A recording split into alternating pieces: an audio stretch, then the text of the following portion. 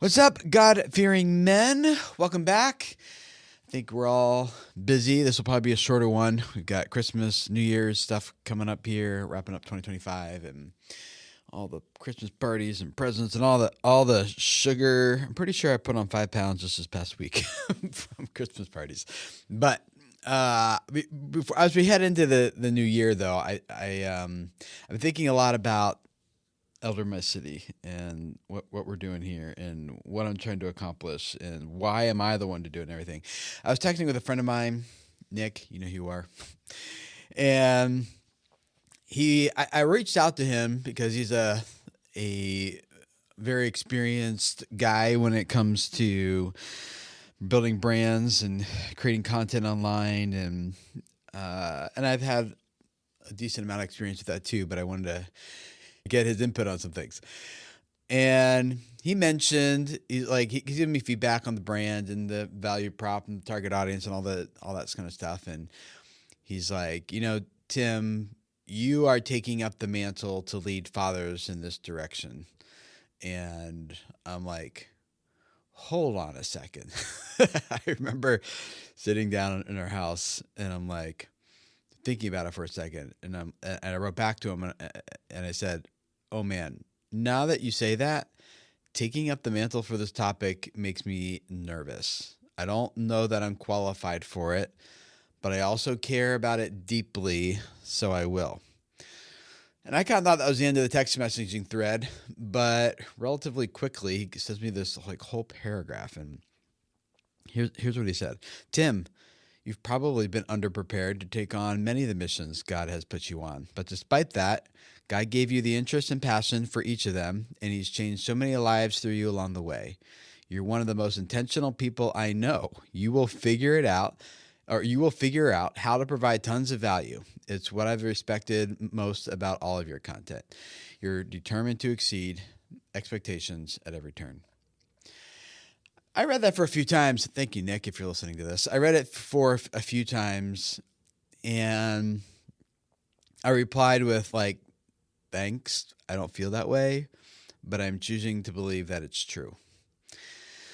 And as I've thought through that message, the pattern that I think Nick is pointing out here is that it's not that I'm competent in whatever God is putting in front of me. It's more that I just pursue it and I develop competence along the way. And I hope this is true for all of us. I think this is probably true. I don't think it's just a unique to me thing.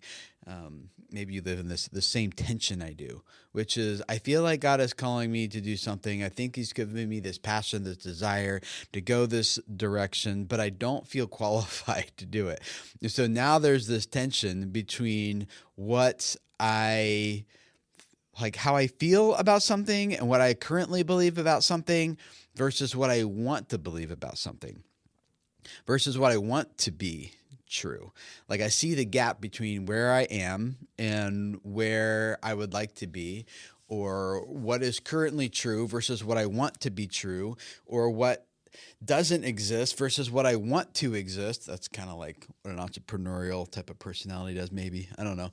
It's there's something missing here, and it shouldn't be missing. It needs to be filled in. There needs to be a pathway from A to B. There needs to be a plan for how to solve this. There needs to be these things make the world better. But maybe I also do that to myself, the entrepreneurial. Some people would call that in a biblical sense. They would call that an apostleship type of giftedness. And yeah, so I did that to myself. There's this gap between what I currently believe and what I want to believe about myself and about eldership and about fatherhood and the kingdom that's coming to one day. And as I was reflecting back on my life, this pattern does seem to be there, and it keeps getting the gap keeps getting larger between when I was younger, the gaps were relatively small, from point A to point B. It was like wrestling. Okay, you work with a coach, and I want to go from this skill level to that skill level, and I don't know. Sometimes with a few sessions, you can kind of turn that one thing around, and you're good again. But then, and I also remember in high school, I really had a passion for my teenage peers at that time, um, and I had access to other teenagers, and so like serving them, reaching them, being with them, like it wasn't a huge gap. But then I got married, and what did I know about a healthy marriage? Nothing. But here we are 20 years later, and through a lot of hard work and therapy and God's grace and a lot of things, like we're still married 20 years later. And today we would both say we're stronger now than we were on our honeymoon. Skip forward a little bit fast. A little after that, like I had my first kid. What do I know about raising children? Nothing. Yet today we have 7 children, right? And then I started a business. What did I know about running one? Nothing. I remember the guy who told me, he's like, Tim, I had a full-time job doing YouTube strategy at a company. And he's like, Tim, you're not going to have a job here in a few months, but I think you should do for other people, start a business doing for others what you've done for us. And I'm like, I don't even really even know what that means. Like a business, I don't even know what a business plan is. That's where I started. But 10 years later, that business became a leader in our industry, and then it was acquired by a software company in 2022. So, yeah. And now here I am starting a blog and a podcast called Elder My City.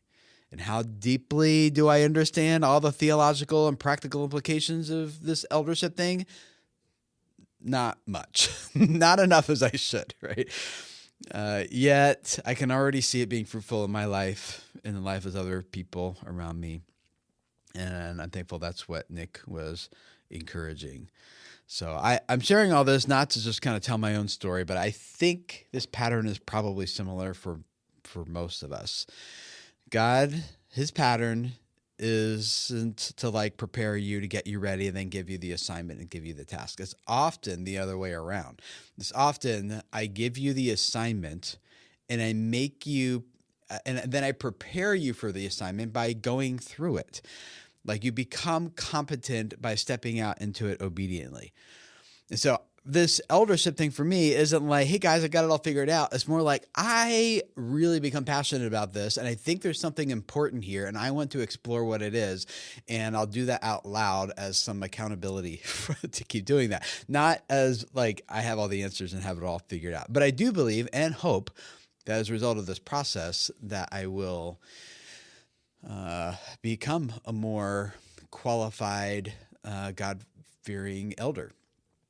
As we talked about, not necessarily only the office of eldership, but in 1 Timothy 3:1, Paul says to Timothy that he who desires the task of elder desires a noble thing, or it says it's a noble pursuit, and so I'm like, okay, I don't whether or not I get like theologically knighted as like I don't mean that disrespectfully, but you get what I mean, as like into this office, you can still pursue these qualifications, and I think our cities, our families, our homes will be better for it. So I don't know, I'm not qualified for this, but I know it's been fruitful and I want to keep going. And I think that maybe you've seen something similar. God isn't always preparing you for something and then gives you the assignment. Although that does happen, but sometimes it's the other way around. I think in the Bible, there's so many examples of this. There's Moses at the burning bush. He's like, I have a lame tongue. I can't be the one to talk to Pharaoh. You got Gideon. He's literally hiding in the wine press while he's being called a mighty warrior. He's like, who are you talking to? Like, I am hiding up here. Like, what? Jeremiah, he's like, no, I can't see this message. I'm too young. He's like a teenager. Who am I going to tell to prophesy these things? Peter, he's just like this impulsive fisherman, but he's told that he'll become the rock on which the church is built. There's this pattern here that God gives his assignment to those who are not always prepared for it. And I used to think that this would preach by, that this message, God sees something in you that you don't see in yourself. And I think there's probably something to that. Like, of course, he sees a lot of things in us we don't see in ourselves. And not all of that's positive either, right? Like sometimes we're blind to sin that he sees. But I suspect that there's probably something else going on, and that this is more about dependence than it is about like some inspirational, like, you can do it, message. He's like, I want you to depend on me. I throw you into these things, create a moment of crisis for you that forces you to lean on me. You have to now develop wisdom you haven't yet experienced. You now have to develop strength you haven't yet developed. You now have to acquire some skills you haven't yet acquired. I think if God was to teach us swimming lessons, he's like, jump into the deep end every time, not every time, but there certainly are times like, he picks Moses, and Moses is like, no, I can't lead people out of your people out of Egypt. Like I'm not eloquent. I can't speak well. I stammer. And then God's like, no, I'm going to force you to eat your own words. No, he didn't say that. It's more like, oh, I'm going to force you to depend on my words instead of using your words. So then when he goes to Pharaoh and he's like, who am I to go to Pharaoh? And he goes, like, God empowers him. He equips him. He works through Moses. God didn't list all Moses' qualifications of like, hey, Moses, you should go to Pharaoh because of A, B, C, D, F, and G. He's just like, no, I will be with you. And we have that today. His Holy Spirit is with us.